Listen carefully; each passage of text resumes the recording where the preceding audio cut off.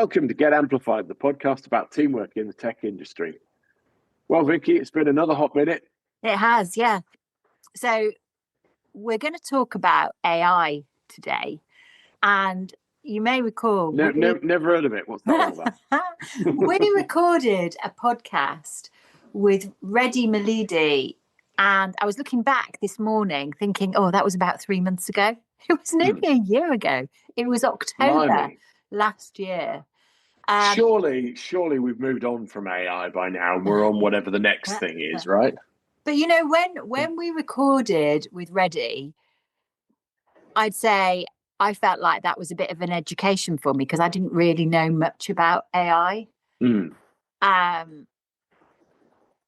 in the space of recording that to now, I don't think there's an hour that goes by that the team aren't using it in some way. It's really unbelievable how we have adopted it and the range of things that we're using it for. And it does feel like it has tripled the size of Amplified Group. I mean, and I know we're tiny, but just how we're using it in so many different ways. But if only we could find somebody really intelligent and super lovely to bring on the podcast to sort of talk a little bit about the whys and wherefores. Yes, so it is. Unfortunately, you've got me. It's wonderful to have Darren Thayre back on the podcast. And Darren is at Google, and you think of Google now as leading the way in terms of AI. And we thought it would be great to have Darren on because I think, Darren, you've been quite involved in this, haven't you, over the last year since we last spoke to you. So what can you share with us? Yeah, it's great to be back. This is 3 times. Am I a record holder yet? You are. Okay, I love it. That is only me and Vicky have been on more. I love it. If anybody goes on 3 times, I'm going to need a 4th because I love this record, by the way. I think we can permit that. Good. I'll be stalking you. Lovely to talk to you both again. I think like most people that are around the space of AI, I'm not a lifelong AI person. I'm a technologist that moved into digital, and then I've been fortunate to work in Google that's been at the forefront of AI for quite a few years, and particularly the last few years. And I say this because, you get some people that say, I've been working on this for 20 years. And I always kind of question, have you really? Like, is that real? And there are some folks that have been doing research and, in DeepMind and other places that have genuinely been doing this for many years. But I think for the most part, when people say they've been doing it for more than 4 or 5, I start to question the validity of it. So for me, it's been a handful of years, but it's been 100% of what I've done in that time. And you might kind of wonder, why do we take somebody that doesn't have an AI background and point him at AI? And if we go back to the prior conversations we had, I've always focused on Google's largest, most strategic initiatives, whether that be big strategic partners or big internal initiatives. And in this case, it's been a lot of work with our biggest customers/partners who wanted to go on the AI journey, but had never done anything in this space before, didn't know how to embed it in products, how to monetize it, how to think about structure and culture and risks and how fast to go and how much is too much and how do we extract value from it, and all of those big questions that we're still trying to figure out. In all honesty, I don't want to pretend I've got the silver bullet to it yet, but that's why you bring somebody like me in to point at those problems. I guess I have a passion for delivering great products, and so I've been at the forefront of how can we use this to change experiences. So it was lovely to hear your views on how it's impacted your business, Vicky. But then I'm just really interested in the human side of it. And I guess the final thing I'll say as an intro is, I don't think any of us have all the answers, but Google being such a big company and being one of the leaders in this space, I believe, I don't want to say the leader because that sounds arrogant. I believe there was this just body of knowledge, mistakes, but also great things along the way that we've done. And I've seen a lot of them firsthand. And I thought, there probably will be a case study at some point, like a Harvard case study on how Google has pivoted to AI, because I don't know that it was an AI company a few years back, and I really believe it is now, and we can get into that. But how did it shift 180,000 person company in the course of probably 2 and a bit years to get to where it is now in terms of behaviors, and then several years since then? So just a few years, how did it take such a big company, such a big pivot, and roll that out across the whole org in terms of processes, org, culture, training, OKRs? And like I say, we got a lot wrong. There are things that we would do differently, but I think there's just a brilliant body of knowledge there. And it's a great reminder that this excuse of being too big really is an excuse as well. Like, I don't buy that. That's been really heartwarming for me to see that a big company can do this. And so I take those learnings and I go to these customers, open the kimono and say, here's the good, here's the bad. Don't do these things, do these things. And let's figure it out for you, rather than preaching this is the Google way. Every company needs to do it their way. So if you're a bank or a telco or a manufacturing company, you need to figure out your way of embedding these learnings. But it's just been an amazing journey, and hope we're going to get into all of that today and share some interesting elements. That's fab. That's really interesting. I remember somebody who worked at Microsoft, I can't remember who it was, telling me that people talk about Microsoft being an oil tanker that you're trying to turn around slowly because it's such a big organization. And this person that I was talking to, who would remain nameless even if I could remember who they are, said it's not like that at all. It's like 150,000 people each in individual boats. You've got to get them all pointing in the same different direction. So I thought that was an interesting perspective. So, did that feel similar at Google, or?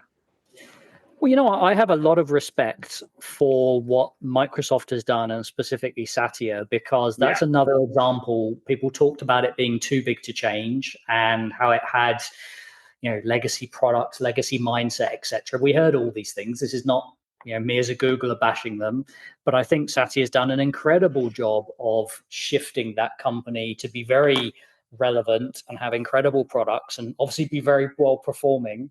And so I think there are similarities, but it tells me between these two companies, like, it can be done. And when I look at it, I've not really thought about this before, but I think it takes a leader with intent and singular focus.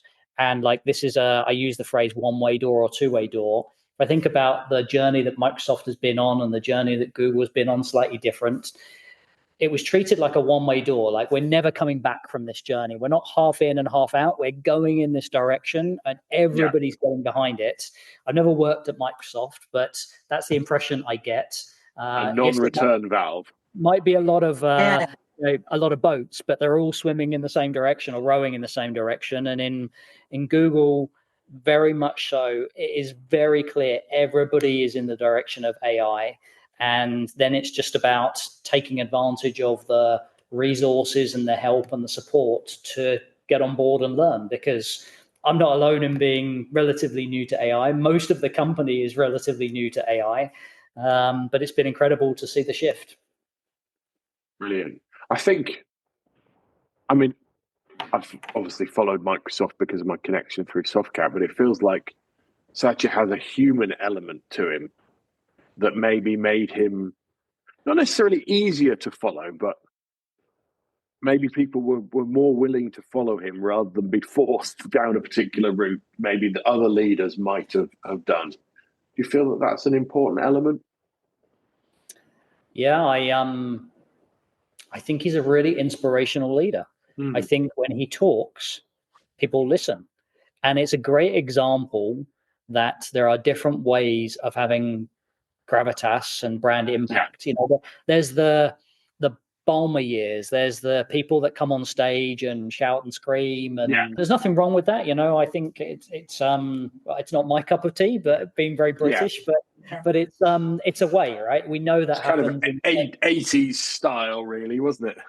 Yeah. And then I think we had this wave of product people like Steve Jobs, obviously, coming along. Elon, you would argue, is in this boat, that like deeply passionate, incredible product people. And then I think there's just some deeply thoughtful leaders, and I put Satya in this bucket, that are very calm, very measured, doesn't rush in, never hyperbolic, and people just listen when he talks. And I think you deeply believe what he's saying, and there's a lot of trust behind what he says. And so I think for any company, having that kind of figurehead in place, and it's not always got to be the CEO, by the way. I've said many times before, you can have a change leader or a people leader that could manifest these behaviors. Better if it's the CEO, because that's the very top. But I think it is important, because I've often said, it's true for any of us on this call, we could go and get a job relatively anywhere. You could go across to a competitor or a different firm and get a job, and you'd get similar income doing similar work. I think people want to work with people that inspire them and that they like and that they want to follow and be taken on a journey. I'd love to say that I have anything like the skill of Satya or Sundar or Elon Musk. I don't, and so I want to work for those people. I want to be in the orbit of those people to, experience what they're going to create. And I think Satya has a very understated, high trust, high integrity way of operating that I think can easily build a massive following. So I think he's done an incredible job in that regard. I think what you've just said there with following, we had Scott Heron on here. Gosh, it was a long time ago now, but I quote him so often. So he's just retired from being the CFO at Cisco, and he said, if you want to be a leader, people need to want to follow you. And actually, I was out to dinner last night with a new client, and we were talking about a previous leader that we'd both worked for, and the impact of that leader. And he was demanding to be followed versus people wanting to follow. And we both left for the same reason. Yeah, it's, I think ego starts to creep in when you start demanding and you start thinking that your title automatically allows you to lead. Yeah. I would say one of the things I'm most proud of in Google is, whilst my title is very long, I'm kind of in the middle of the org in terms of hierarchy, but I think I've been able to build a following because of the type of work I do. Yeah. And I just deeply care about this, and I deeply care about people's careers and them going on to, exceed what I'm doing. And I think if you do that consistently over a career, you can't fake it. Yes. Yeah. So you said something early on in the prep for this call about Google being multiple different businesses, and now the alignment that you have around AI. Can you just talk to that a little bit?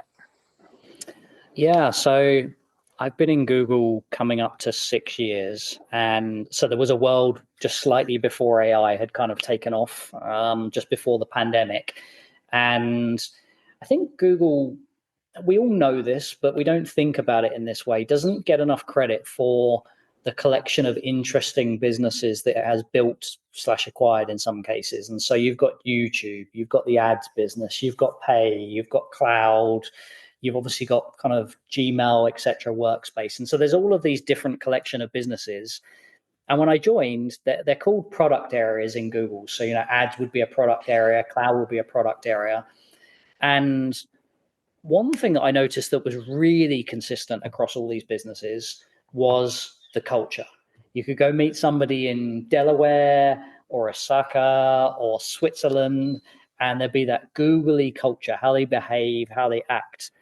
But what was very apparent to me is that they were all heads down, focused on their core business that they worked in or product area they worked in. So if they were in advertising, their OKRs, as we call them, or metrics, were all kind of advertising focused. And if you're in cloud, they'd all be very cloud focused.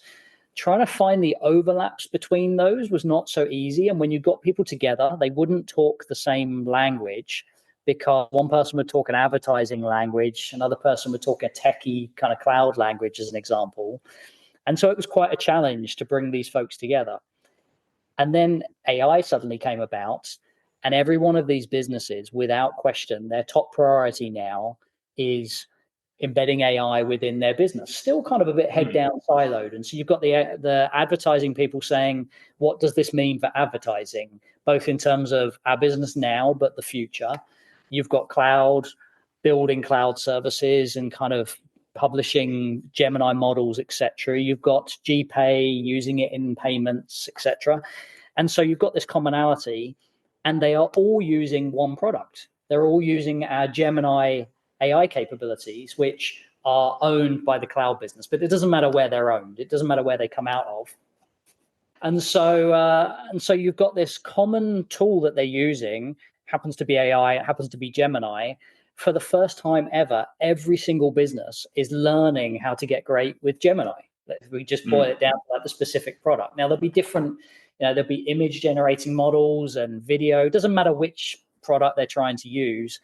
180,000 people for the first time ever are all focused on how to understand what Gemini can do, how to use it in their business, how to talk to their customers with it.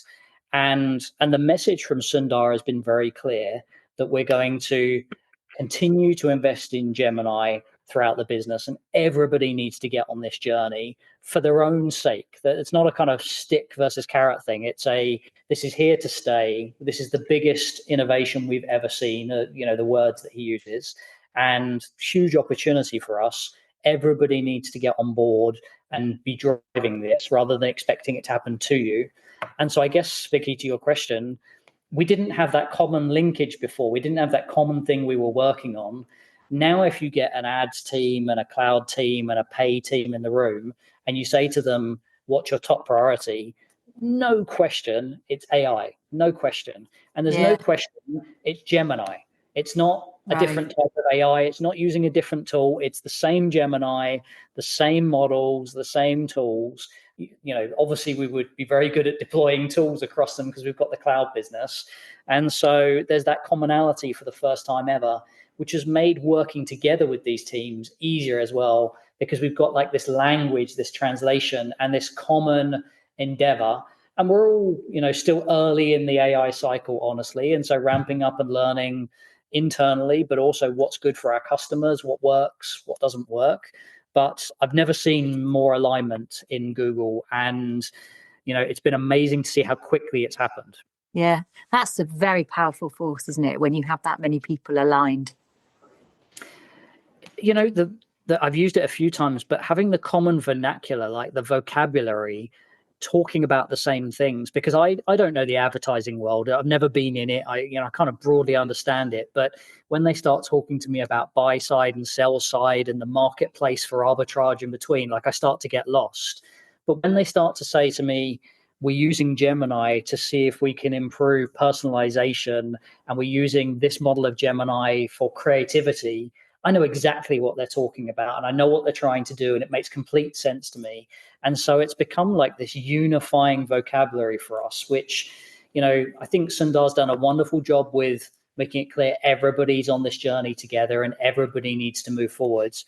But I think AI has been a sort of self-unifying factor as well. We haven't implemented a vocabulary. AI has just given it. Yeah. So it's been almost a way. It's been a way or an excuse, a reason to break down silos. Because I guess, you have got YouTube was at one point a separate business. I don't know how. I presume it's been really, really well integrated into the rest. But, you're still going to have YouTube people and you're still going to have Gmail people and so on, aren't you? So it's an excuse to knock everybody's heads together and say, come on, guys, we're all pulling in the same direction. It's a great point. I hadn't thought about it that way, Sam. What I would say is it's like a hybrid of breaking down the silos, because you could have said, let's break down the silos and make it all one company and everybody's in the same team and the same goals. But because they are fundamentally different businesses, YouTube has a streaming business and pay needs to work on payments. They do have to have distinct things they focus on, and, of course, yeah. And consumers. But it's like this hybrid of, we've got alignment across our core focus areas, across what we're all learning, what we're all working on, the language we're using, but then we go off and have our specificity and what we need to do to execute that. And so I think it's a really nice balance. Interesting. That's interesting. Yeah, it's such a big beast to get that message to. I guess when Sundar says to people, we've got to go in this direction, this is for all of us, he's almost thinking whether or not people are still within Google, because the opportunity to get involved in something AI related and learn about it and make a success of it and integrate it into whatever product stream you're involved in is going to be essential for people's future careers, whether they're still within Google or whether they're not, presumably. AI ain't going away. I will say Sundar is unbelievably purpose-driven. Really deeply in his core, if you see interviews about him, he'll talk about he wants children to stay in school and have access to the same resources everywhere. He wants women to have the same rights. And so in his core, he's very purpose-driven. So when he talks about AI, he often says there's a responsibility on us to do this right and to continue to learn and to put this in the hands of people safely everywhere in the world. And so he says, like, for anybody that's nervous about it or thinks it's, it's not going to be used in ethical manners or, it's going to threaten our jobs, he said, like, come on the inside and help us get that right, rather than being on the outside throwing rocks and almost being somewhat ignorant to it. So I think alongside so many other people, follow what Sundar's saying because of that purpose-driven view.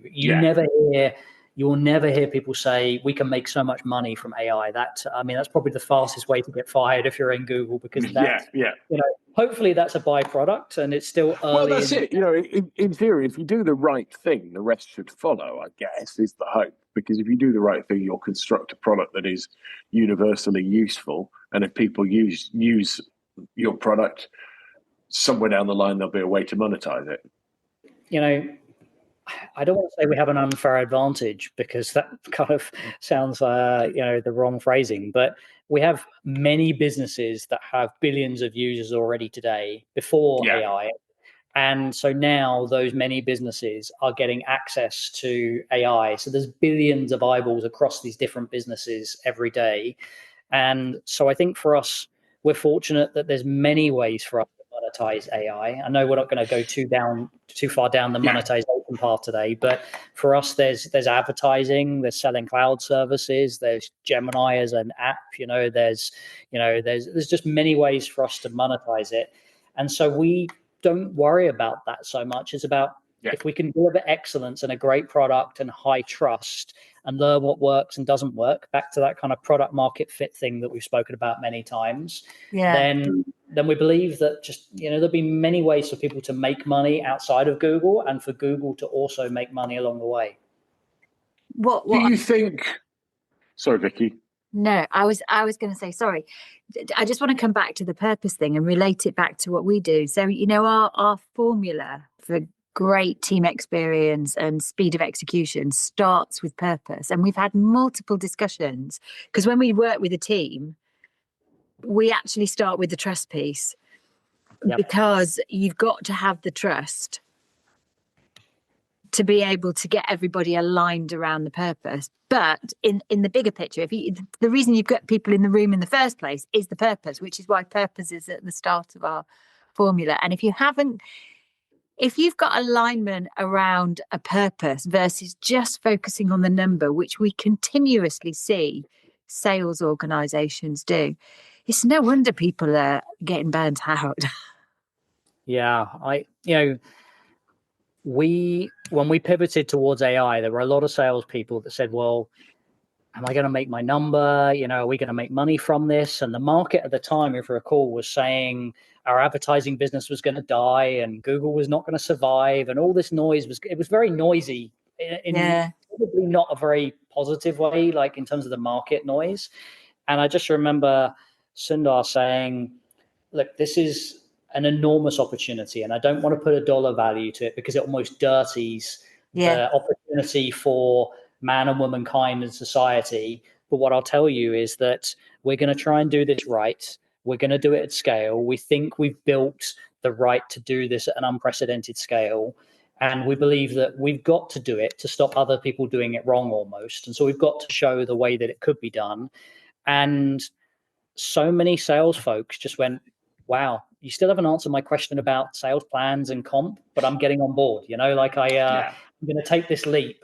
And for many of them, it's been proven to be a great journey to be on for their careers, their learning, And already we're seeing, many people are doing really well in terms of comp and other things because, we've got this kind of volume and movement now. But it took that purpose at the beginning. It really did. Otherwise, it could have been a very technical conversation. We could have led with DeepMind and LLMs and why we have the biggest network and blah, blah, blah. None of that inspires you, right? You want to try and change the world. You want to have an impact that you can look back and tell your kids about and be proud of. Do you think Sundar's sense of purpose is an echo of the original Google do no evil motto that people sort of felt had gone by the wayside a little bit, had stopped being talked about? Do you think he's resurrecting that? So I Maybe don't hear that, not explicitly. I don't hear that phrase anymore, but what I will say is Sundar's been in the business kind of a really long time. I don't know exactly, but it's 20 years. Wow, okay. And so he has grown up with the business in many regards and was there in the very early days and was a product manager, right? And worked his way up. And so he was around for a long time with the original founders, with that original culture. So what I would say is Sundar's got a really interesting balance of the original culture and beliefs, but also brings his background of a pretty humble beginning in India and kind of working his way up to this position. And so I think it's in his DNA as well, that I remember where I came from. I remember how I got here. He often talks about a few moments of kind of sliding doors moments that could have gone the other way and he would not be, in this kind of position, in this place, running this kind of company. And so I think he has a great deal of personal humility around the journey and how it could have easily not been him.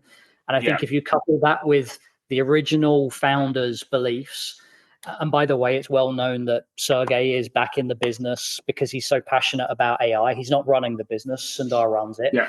You've got a founder that's back in the business now, as excited as they've ever been around this new opportunity. So I think all of that together means it probably has been revitalized. And I think it's lit a fire under these people to kind of be prouder than ever of what could be achieved in this company if they do it right. No, that's interesting. I that kind of culture, direction of travel, purpose, everybody pulling in the same direction, very dear to my heart from my Softcat days, because that was, and from the outside appears to still be the culture within Softcat. So fantastic that's the direction of travel there, and it's really interesting to see, because this AI thing is a massive shift, isn't it? It undermines people, it makes people nervous. Any change of that sort of ilk is scary to people. You talked about compensation plans and so on. How do you get people on board when they're the way in which they're paid? Which, so most of us, I'm sure, work for love rather than money, right?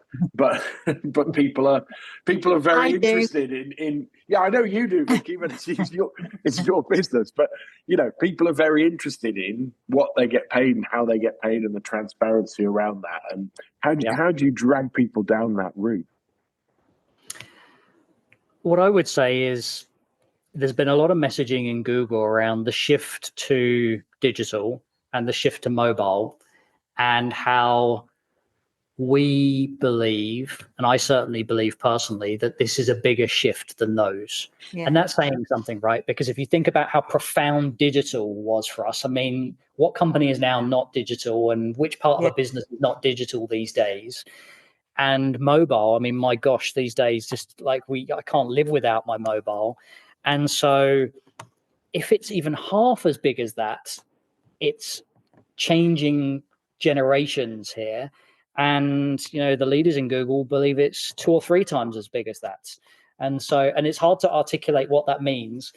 And people sort of think that's hyperbolic. But I guess at the beginning of digital, you probably couldn't have articulated digital either. And so, but going back to your question, Sam, I think what people are saying, certainly in Google, is I buy into this being as transformative as mobile and digital. And I buy into the fact that Google has a right to be one of the leaders in that space, at least today. You know, it hasn't got a divine right, it has to keep delivering, of course.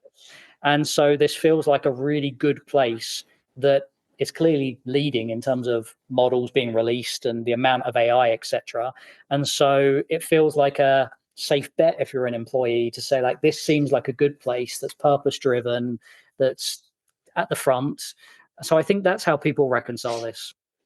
Yeah. I just wanted to say, so you're talking, Darren, very generally about the feeling inside of Google.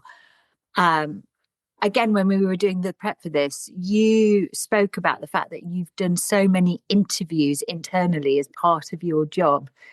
Can you just talk to that a little bit? Because I think that kind of explains why you can say the things that you're saying.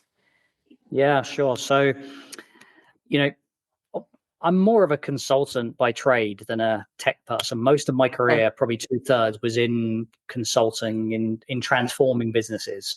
And so in my heart, that's what I am. You know, I'm best served when you put me in front of a CEO or a bunch of leaders that want to go into the unknown. And so in this case, common scenario is a CEO says, Google, we're really strategic partners. Come in and help me figure out what this journey looks like for me. And it would be very easy for us to come in and say, well, the answer is Gemini, or the answer is a Google product, or the answer, put all these Google products together. But the truth is, and we've said this before, you can have all the technology in the world that doesn't turn you into Tesla or to Apple. I mean, if you think about it, think about Netflix, incredible company. They're 100% on the cloud, which means in theory, we three could get together today and start a competitor to Netflix, and we'd have access to all the same services they would. We could start it right now, but we're not going to have a business like Netflix, right? That's just not going to happen. And so technology isn't the answer. Otherwise, we'd all have these businesses. And so I was a firm believer that showing up with our menu card of tech is definitely not the right answer, and not in the spirit of how Google operates, and not really the problem they're trying to solve. Because the problem they're trying to solve is, how do I grow? How do I remain relevant? How do I make sure my people get aligned? How do I deliver excellent experiences? The tools might get them there, but it's only part of it. And so knowing that we didn't have the answers, but that I thought we'd been on this wonderful journey, I wanted to have hard evidence and hard experiences to tell people about. And so I did this survey. I interviewed about 150 Googlers across different businesses, different countries. And, the high level question was, what have we done well over the last few years? What have we done badly? Is there anything that stands out? And is there anything that you would recommend to a customer that was going on the same journey? It was pretty simple, but same sort of questions.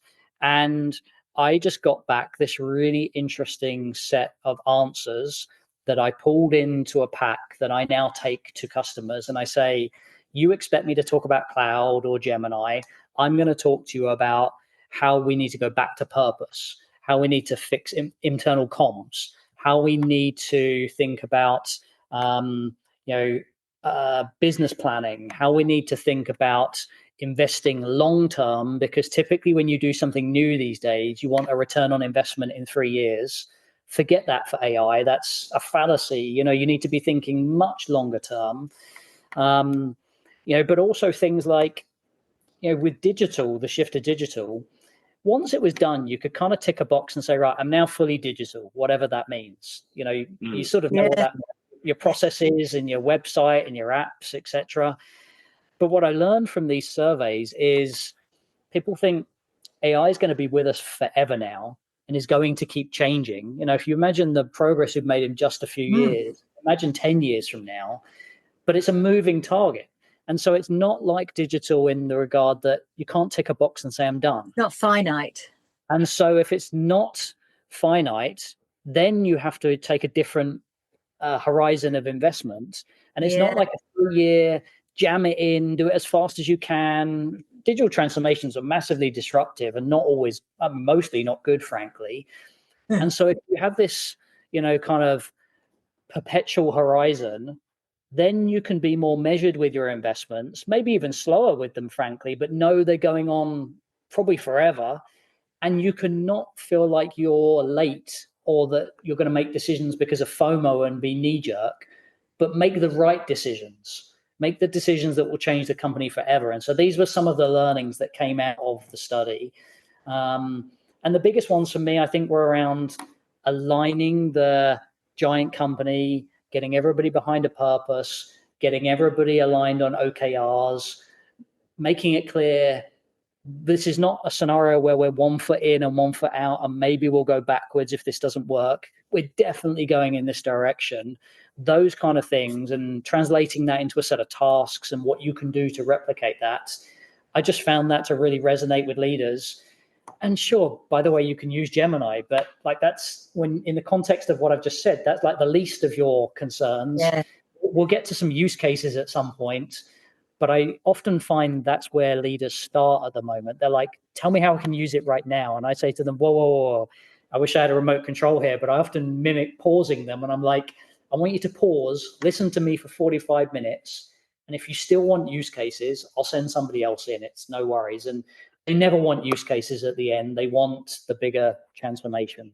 Yeah. This is a bit like when, in my Softcat days, maybe 10, maybe even 15 years ago, a customer would say, right, we want to talk about cloud. The CEO's read about cloud in the back in BA High Life magazine in first class on his trip back from New York or her trip back from Kuala Lumpur or whatever. And they've said we need to go cloud. So can you come and talk to us about cloud? And I take a deep breath and I go, oh, here we go again. And I say, right, this is not about cloud. This is about what's going on in your business and how, you need some technology that's going to support that direction of travel and how do you consume it. But actually, let's start with the business. It's similar to that. It's when you're going and talking to people about AI, just say, right, I'm going to implement AI is the wrong thing to take or the wrong tack to take. It's more, what do I need to do to improve my business? And therefore, how can AI support that? And underneath that, which technology platforms are out there that might be most appropriate? Yeah, one thing I'll say, we probably over-engineered digital transformations, and I'm guilty of this. We designed these programs that were so complex, nobody can understand them. Do you remember sitting in town halls and somebody would talk to you about the digital transformation and felt like you were sitting in an MBA course, and this was just talking to you about all how the jargon. And if you can't understand your own company's plan, what chance have you got of executing it? And so when we eventually get to use cases with customers, I am not that smart. And so I dumb it down so much. And I say to them, I think you need to put the power into every single employee's hands, and they need to be the CEO of their journey. And so rather than you forcing this on them with some heavily designed program, I want you to send a message that over the next 3 weeks, every single department in your business needs to go and think of 3 use cases in their area. One that's kind of near term and sort of a no-brainer and easy. One that's like might take 6 months, and one that's like a moonshot. And they need to submit those. And we want every single department to do that without any help, which means they've got to use tools, they've got to learn, they've got to study, they've got to play with some things. And we get all these objections like, oh, I'm not technical, I can't do that. Well, you can use ChatGPT or Gemini or whatever your tool is to help you for a start. But you must have inklings of ideas of how it could be used in procurement or finance or creative and so on. And so you get your use case set within 3 weeks, more use cases than you could ever need. But then I go a step further and say, well, do you need to set up a digital transformation style program now to roll those out? I feel like you could just say to each department, go work on that low hanging fruit use case, the one that's quick and easy. And if you need a bit of help, let us know. But otherwise, just crack on, and you probably won't get it right at first. But imagine the learning if everybody in your company does that. And so I think we just over-engineered things. I was definitely guilty of this. I think this bottom-up groundswell of, and by the way, if you do what I described with the use cases, suddenly every person is doing some learning without realizing it. And so fast forward 6 months, everybody doing a few use cases. you've got a company that suddenly is quite snappy with AI and knows what they're talking about and has tried it and failed and figured some things out, and you've got a groundswell of usage. And how on earth can you digitally transform your business or apply AI to your business if you don't understand your business and the processes within it? And you talk there about low-hanging fruit, but surely it's the same with AI, right? You're going to start off with using AI to do the boring stuff, the basic stuff, and build confidence in it. Yes, I mean, I lead an innovation team, and one of the things, like, we do a lot of brainstorms, just like design thinking style things. And so now I've banned, we'll never do a brainstorm without Gemini being digitally in the room. Somebody will be using Gemini while the other humans are brainstorming. And that's just such a simple thing. So I'll say, like, think of ideas for this use case or this problem or this scenario, whatever it is that we're brainstorming. We'll throw that at Gemini. And I'm not saying Gemini will come up with the best ideas, come up with some novel ones sometimes. But during that brainstorm, we've all had those moments where you go, oh, wow, is that possible? I think that's been done before. Can we make money? Is that allowed in this market? All these questions that historically you've had to take offline and then go and do some kind of study around. Instead, we've got the person using Gemini in the room that can be like, let's just ask Gemini now. Like, is it legal? Is it possible? Has it been done before? A real example of how we're using it. Yeah. Like, it's such a simple example. I mean, like, why would you not be using it for brainstorms?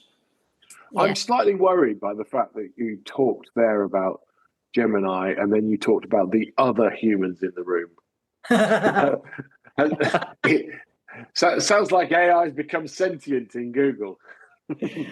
Oh, I just mean somebody has to sit there and talk. I know. I'm just teasing. It just made me chuckle.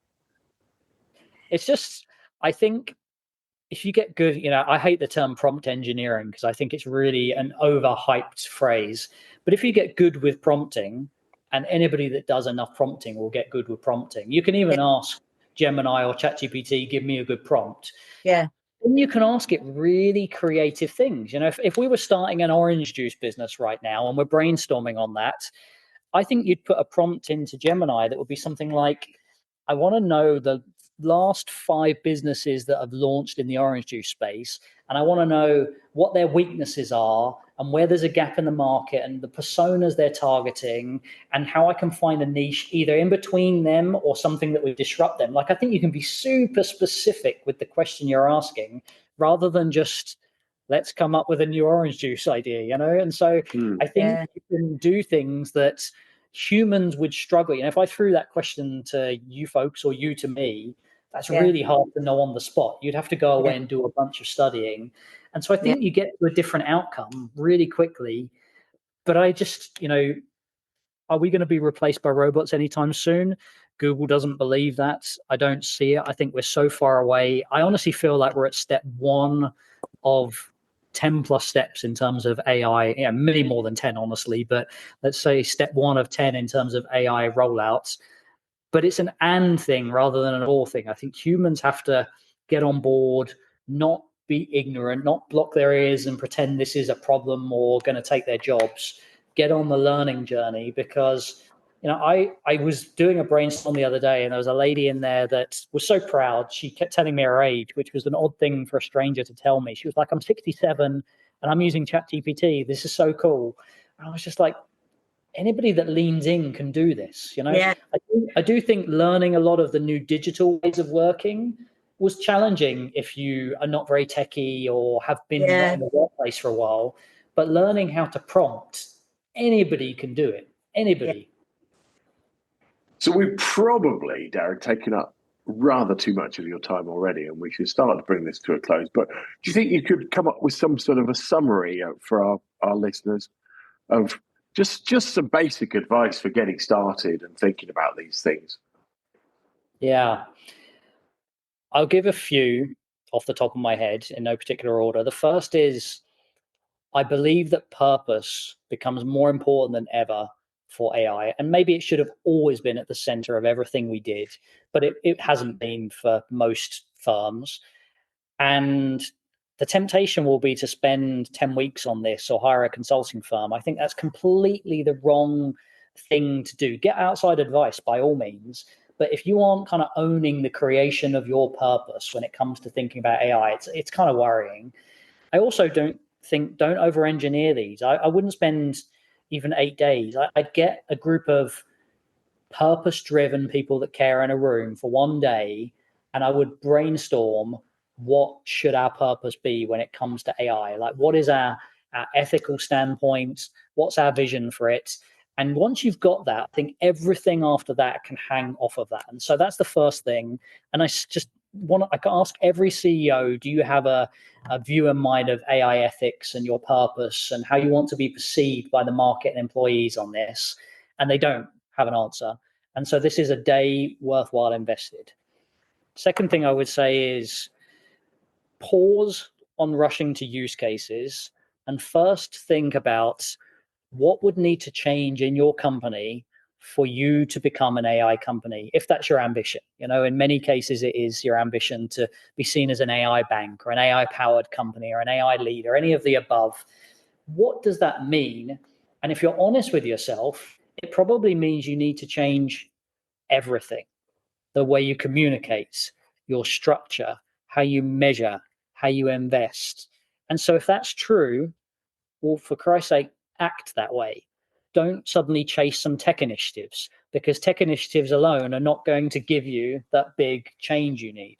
Yeah. What I would say with that is, and we've mentioned this before on the conversation, if this is around with us forever, then there's kind of no rush in a way.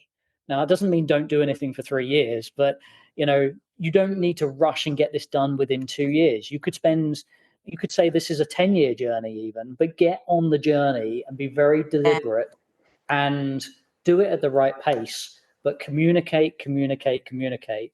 And I remember sharing a stat with you a while back that if you put people at the front of your program, at the purpose of it, the reason you're doing it, then you have a much higher chance of transformational success.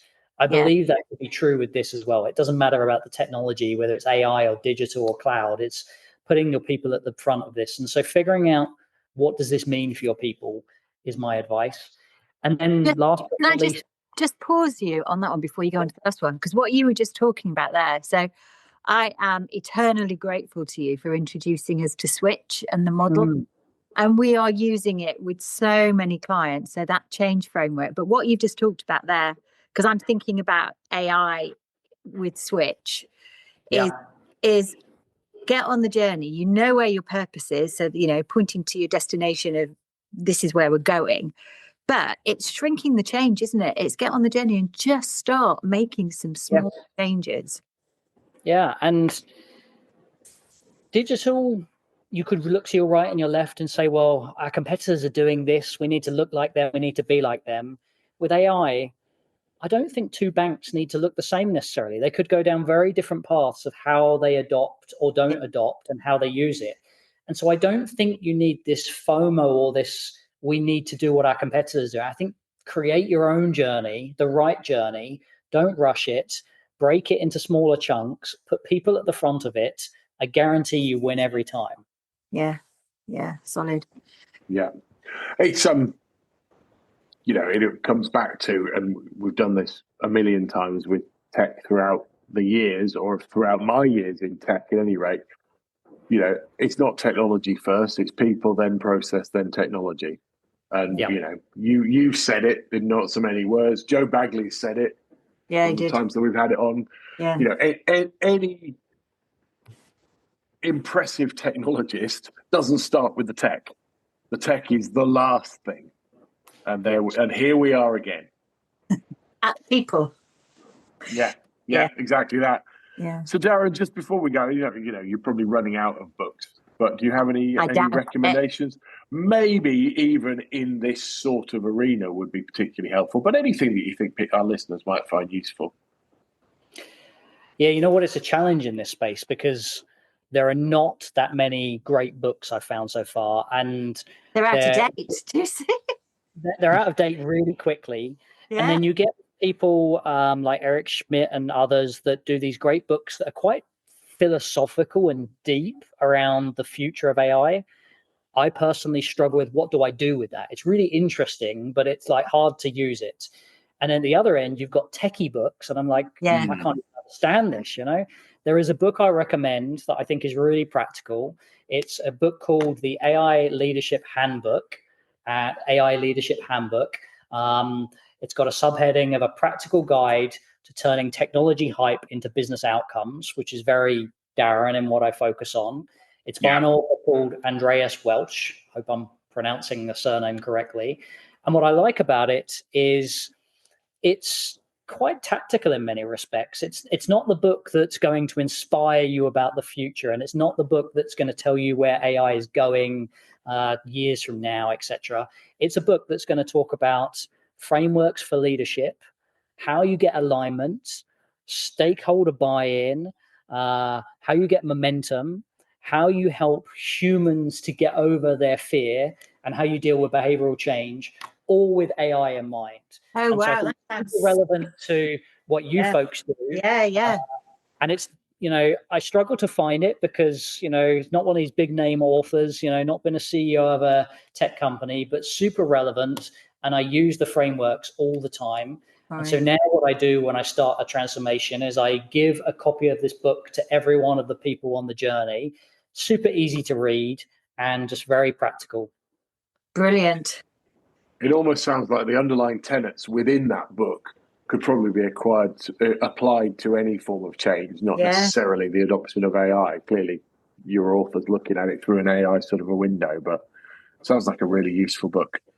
Yeah, I think AI hasn't completely changed the way we change firms. That's the bottom line, right? Like, we sometimes think of it as it's so new and so different, but the truth is humans haven't fundamentally changed. Companies haven't fundamentally changed. We just need to not lose our heads with how we bring these three things, companies, humans, and AI together. And I think the book does a really good job of taking time-honored frameworks, dusting them off and saying, how do we need to tweak them for this journey? And it's just really easy reading. Brilliant. Yeah. Thank you. Yeah. Time-honored frameworks. There's nothing new under the sun. That's what they say. Love it. That's brilliant. Nice one. Thanks, Darren. Well, we will look forward to having you back on the show at some point in the very near future, I'm sure, to dispense more pearls of wisdom for us. And it just remains for me to say thanks, as always, for listening to Get Amplified from the Amplified Group. Your comments and your subscriptions are always gratefully received, and we'll see you on the next one.